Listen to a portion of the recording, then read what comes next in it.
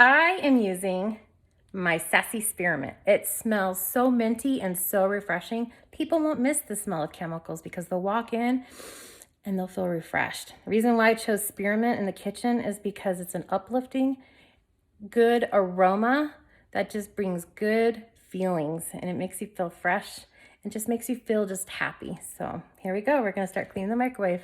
When cleaning a microwave, I always want to look and observe, and then I'm gonna spray, and you always wanna make sure the spray is on the right one, because like me, I did check first.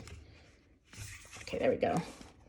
So I wanna spray it, and I wanna spray it all in the microwave. I leave the plate in there just for a second and get it to sit. Okay, spray the outside of the microwave. Then what I'm gonna do is I'm gonna come down here and I'm gonna start spraying the stove, and I'm gonna start letting it soak. And I give it a good soak.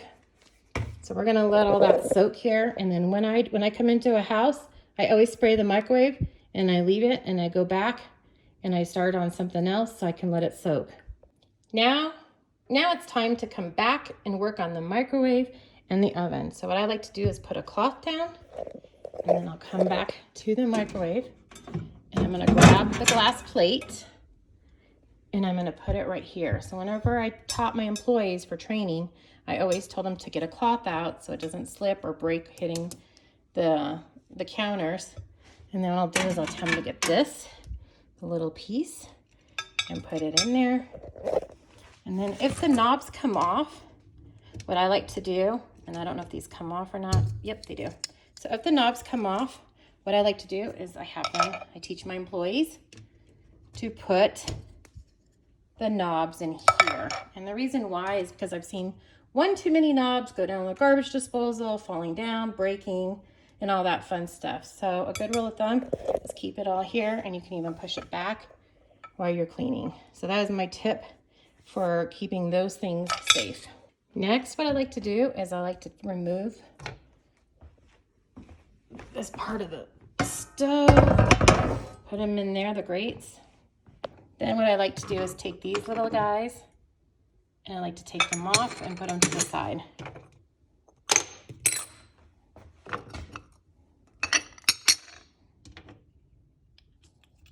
And these little parts go right around here, and sometimes they will go inside that and they will help hold the knobs in. So if they're already falling in, I'll take them out and then put them back in there for my clients. So I come back to the microwave, and I'm gonna give it one more just rundown and give it nice and some good squirts. And it helps make the microwave smell so good, smelling the Sassy Spearmint. So give it a nice good squirt in there. And then you always want to start on the top, remember, top to bottom.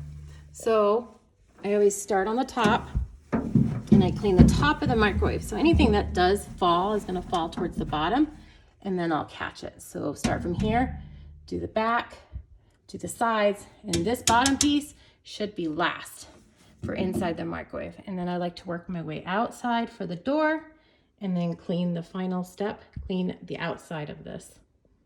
I am using a hut cloth. I have a ton of these, and I thought about just putting them on my website and selling them. They are perfect for mirrors and glass. I like using them for counters and for showers, microwaves, you name it. I love using these. They work amazing. So yeah, and clean the back. And I'm short, so I am like standing on my tippy toes right now.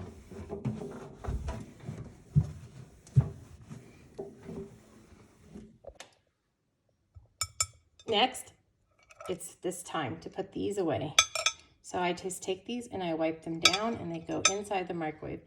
If this glass plate is really bad, I do take it to the sink and scrub it down. It's just trying to get it in there. There we go. Look how clean that is, and look how shiny it is. And it smells so refreshing without all the toxic chemicals. So we know when you cook above the microwave, it gets grease. There's a lot of grease buildup on the microwave and on the cabinets. PÜR Evergreen, the all-purpose cleaner, will remove the grease, and you can make it just a tad bit stronger, and it will take the grease off even more. So this is just, this microwave was super greasy, and I'm gonna show you the final product in just a minute. I always come back with a dry microfiber to buff everything to give it that final shine.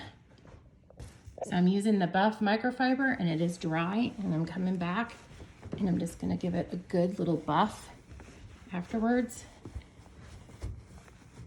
And you're gonna see such a gorgeous difference. There